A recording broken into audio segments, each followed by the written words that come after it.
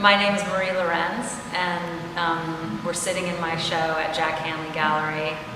The show is called Archipelago, and it's 3 videos and that are shot around the waters of New York, and then all of these kind of viewing environments and seats that are made of debris that I found in the harbor around New York.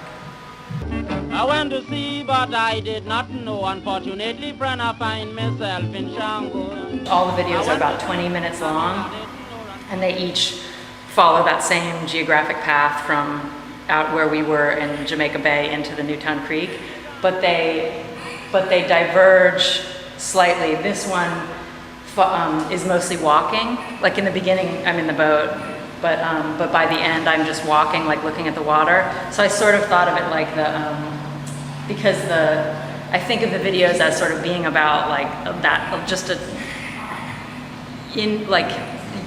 just like exactly where the water and the land meet, and then this one's sort of on the other side of that, and they're kind of looking for each other as it goes along. But I also think about the sailor's yarn in terms of like it's unverifiable. There's no one that, it's about this group of people out in a boat that they can say anything that they want, like it's disconnected from land, and it's sort of there's something about the boat being so distant from land that it kind of allows the story to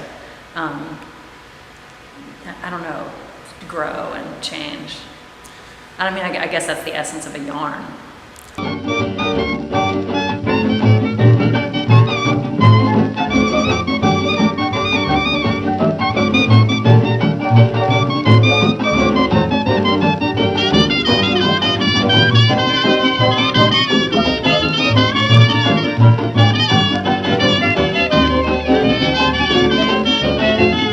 A girl by the name of Mary Walters struck down the candles from the altar, and I mean the next was Madame Macy Law. That night I made introduction to her.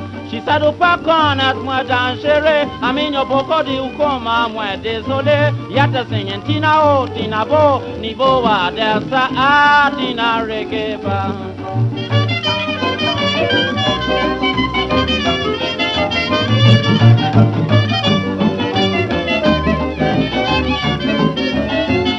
They began to sing a shoe queen and bow, and the next was where cocoa. And then they began on anywhere by beating a drum they call the omolera. A fella had a candle lighting in his mouth, one lash with the cutlass, the goat head fly out. Yet the singing Tina o, Tina bo, ni bo wa desa a Tina rekefa.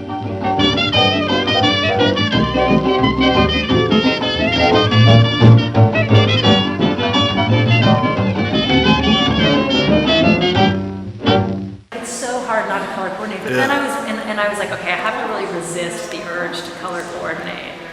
But then when I was walking around, when I was looking for the stuff, I was realizing like the ocean almost does it like by itself. Like there'll be these, like when you're walking through the weeds out here, you'll find this big sort of clutch of sea foam, and it'll all be blue. And you're like, how did the ocean like sort? Like the ocean can't tell what color it is. Why did it sort all the blue stuff in this one pile? And so it's just impossible not to kind of further what you think the ocean is trying to do and just sort of collect certain colors of stuff. When I thought about the show, it was like the camera angles were the whole thing. It was like,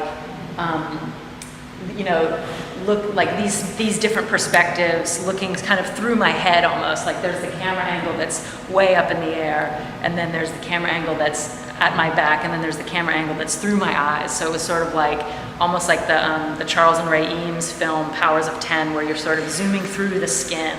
So this I thought of as kind of like this I don't know, sort of a feedback loop almost of being caught right in the moment where you're sort of zooming through the eyes and kind of coming out into the landscape.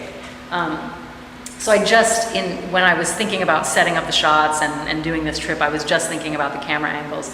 But in this one, when I started to shoot from this position and then watch the footage that I was shooting, I realized that my posture and what I was looking at, all of those things became so important And I realized that I was like an actor that was sort of going through this landscape, and I was really conscious of like whether I seem timid or whether I seem, I don't know, like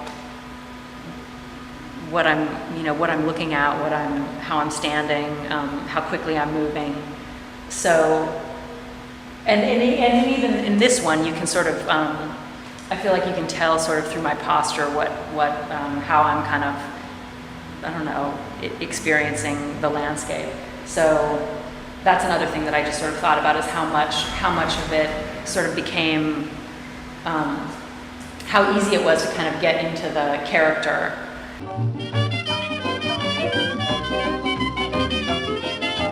It's sort of like the situationist idea of the dérivé.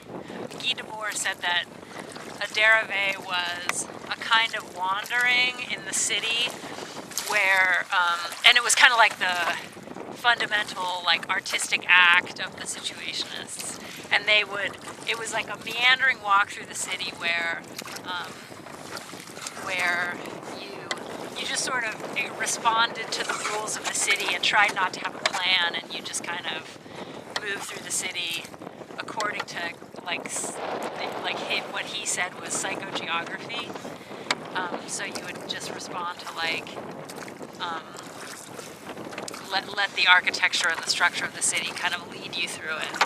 And he described a friend of his taking a walk through, I don't remember what the two cities were. It was like taking a walk through Berlin with a map of Paris or something. And like that was like the perfect dérivé, was using the wrong map of the city to kind of guide you through, because then you would run into things that were like unexpected.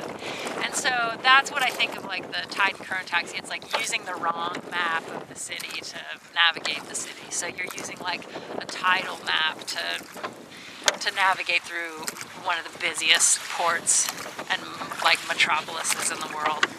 And but then there's all these things. So yeah, it's sort of about like using the wrong map, or like doing things the wrong way, or doing things like a difficult way to learn about, like looking at the city from like the wrong side or something, to kind of learn about what the structure of the city is.